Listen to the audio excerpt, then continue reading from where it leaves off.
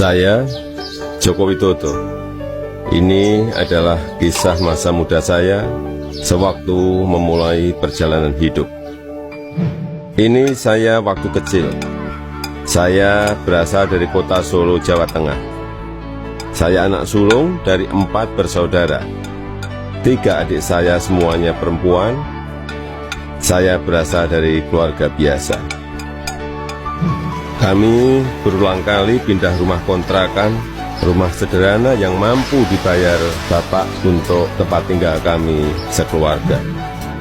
Bapak berjuang untuk hidup kami dengan berjualan bambu dan kayu di pasar. Ibu sangat gigih membantu Bapak. Setelah selesai masak dan membereskan rumah, ia segera pergi ke lapak dagang Bapak untuk membantu mengikat bambu dan kayu.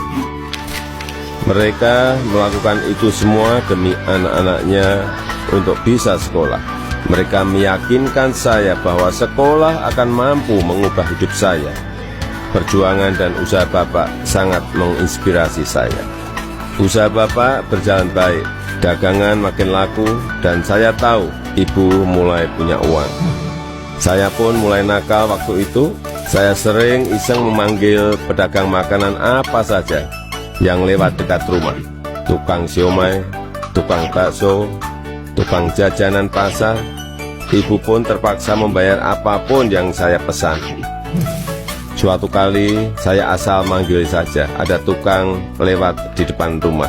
Saya pikir jual kue pasar, ternyata tukang arang.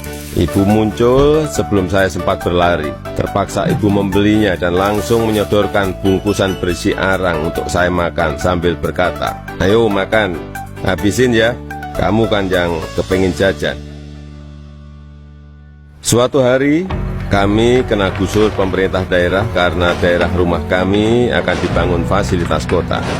Kami sekeluarga terusir begitu saja tanpa ada perhatian di mana kami akan tinggal. Kejadian ini membuat kami sekeluarga sangat terpukul.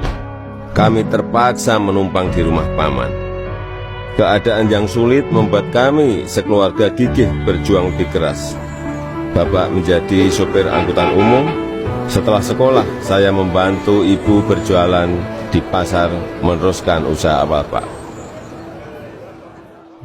Kami sekeluarga menjalani hidup tanpa mengeluh dan saling mengalirkan energi positif. Bersama-sama kami berjuang untuk tidak lagi menumpang. Kerja keras tidak pernah sia-sia. Bapak bisa membuka bengkel usaha kayu. Setelah beberapa tahun, akhirnya uang bisa terkumpul untuk membeli rumah sederhana. Tahun 1980, akhirnya saya memutuskan untuk kuliah di jurusan Teknologi Kayu, Kehutanan UGM. Saya memilih jurusan tersebut agar saya dapat belajar lebih mendalam tentang perkayuan. Saya ingin mengikuti jejak Bapak, ingin membangun bisnis kayu Bapak menjadi besar. Ini saya gondrong waktu kuliah, dan saya suka banget dengerin musik cadas dari Nazareth, Queen, Metallica, Judas Priest, Guns N' Roses. Saya juga hobi banget naik gunung, Gunung Lawu, Gunung Merapi, Gunung Merbabu, Gunung Kerinci, sudah saya daki. Menginjak masa penulisan skripsi di dekat akhir kuliah, saya sudah agak kalem. Akan menginjak dunia kerja, saya memutuskan untuk lebih serius. Saya bertemu dengan gadis bernama Iriana. Dia teman adik saya yang sering main ke rumah. Pertama curi-curi pandang, lama-lama jadi jatuh cinta. Iriana orangnya sederhana, dan itu yang saya suka. Pacaran waktu itu berat di ongkos tapi ringan di hati. Saya naik bus penuh sesak, bolak-balik Jogja Solo demi bertemu Iriana.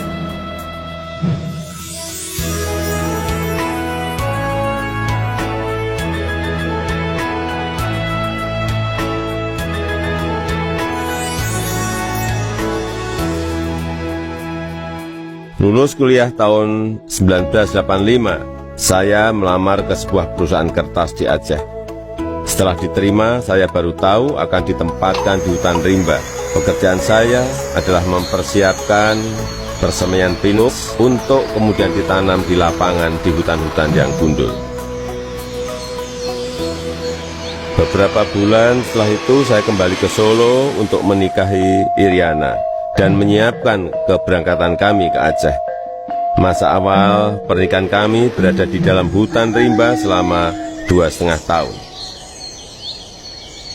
Pada tahun kedua, Iriana sudah dalam kondisi hamil dan kita memutuskan untuk melahirkan anak pertama kami di Solo. Kembali ke Solo, mulai ikut paman bekerja di pabrik mebel untuk mencari pengalaman. Di sini saya belajar banyak tentang bagaimana menjadi pengusaha yang baik. Semua posisi pernah saya lakoni, di produksi, di pemasaran, semuanya pernah saya alami. Tahun 1987, anak pertama saya lahir, Gibran Rakabuming. Gibran itu singkatan dari gigih dan berani. Saya ingin putra pertama saya punya semangat hidup seperti namanya. Lahirnya Gibran juga memicu saya untuk mendirikan perusahaan pertama saya yang bergerak di bisnis mebel dengan nama CV Rakab.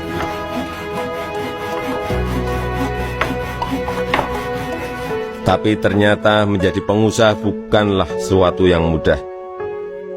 Saya pernah habis ditipu. Barang sudah dikirim tapi tidak dibayar. Lalu orangnya menghilang.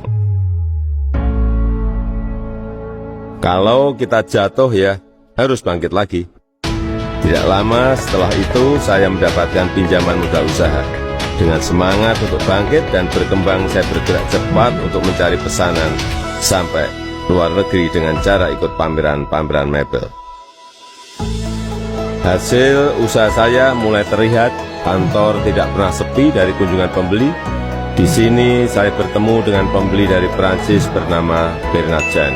Dia yang memberi sebutan Jokowi untuk saya, untuk membedakan Joko Widodo dengan Joko-Joko lainnya yang banyak beliau kenal.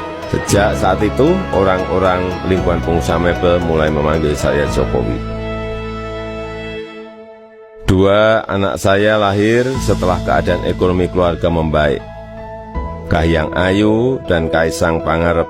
Saya ingin anak-anak saya mengenal sekolah kehidupan yang dilandasi perjuangan untuk mandiri, supaya mereka semua mampu membangun kehidupan yang kukuh. Keluarga adalah sumber kekuatan terbesar bagi saya. Saya yakin yang saya alami waktu muda sedang kalian alami sekarang. Tidak ada Jokowi hari ini jika tidak ada sejarah susah hidup saya. Teruslah berjuang, mewujudkan mimpi-mimpi kalian. Mari kita terus bangun Indonesia maju.